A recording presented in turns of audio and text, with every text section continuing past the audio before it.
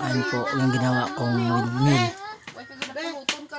Hindi ko po alam kung paano ko lalagyan ng kuryente po yan. Yan o, paunti-unti lang yung hangin. Kaya pahinto-hinto ba.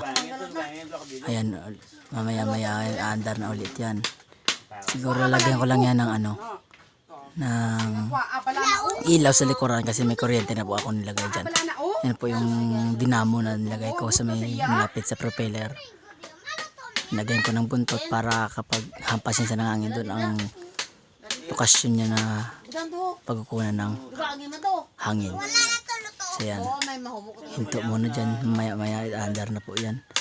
Baka bukas hanap ako ng ilaw na ilalagay ko sa likod para radar ba. Ayan po. Ganda. Dito ka nasaka sa babaw ko. Ayan na, umikot na. Sulod niya na iya nga ilabi sa ano ho. May gid. Ayan na po, umikot na po yung aking gumagalaw-galaw pa yan. Lakas ng iikot na yan. Lakas ng ikot, kala mo lang mahina yan. Tama yan. Lakas ng ikot na yan. Yan nyo, tignan nyo. Lakas. Giyo. Swabe. Ang lakas.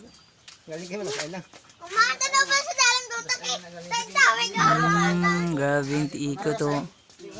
Stiga. Mabilis pong umikot yan.